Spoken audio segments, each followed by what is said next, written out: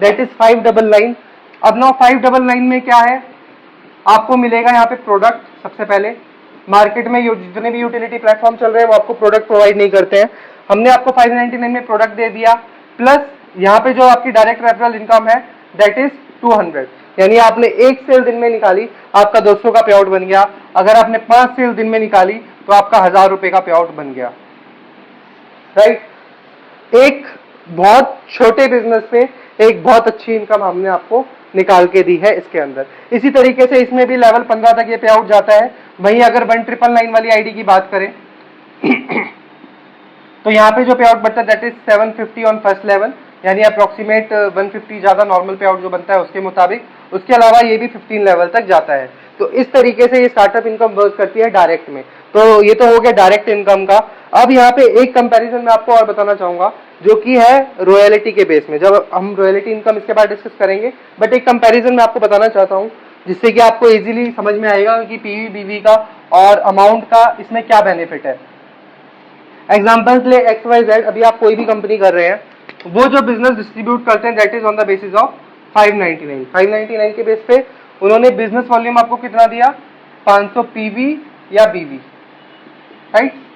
अब मान लीजिए आपने दिन में 10 आईडी दी तो बिजनेस आपने कितना दिया कंपनी को, 6000 रुपए का।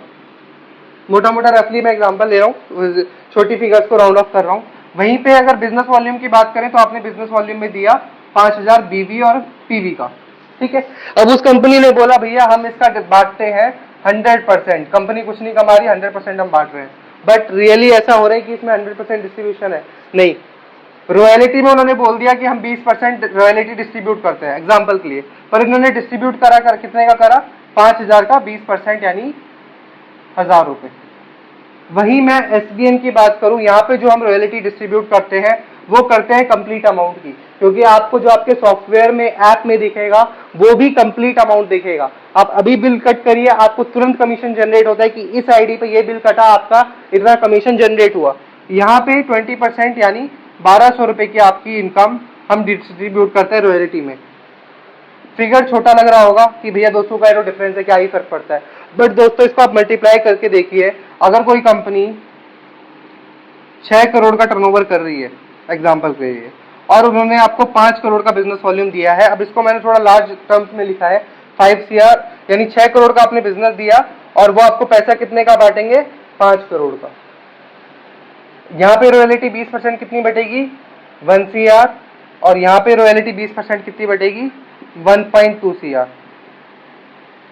अब 20 लाख का डिफरेंस कम होता है क्या किसी भी प्लान में?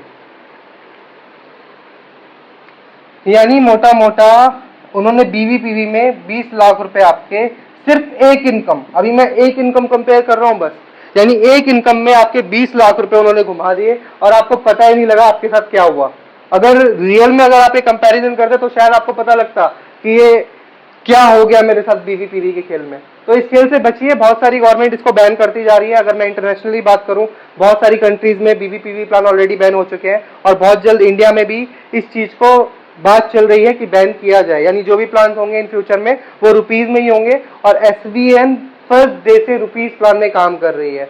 तो ये एक बहुत अच्छी बात है कि हम ऑलरेडी अपने प्लान को फ्यूचर के हिसाब से लेके चल रहे हैं। अब यहाँ पे सेकंड इनकम की मैं बात करूंगा, दैट इज रॉयल्टी।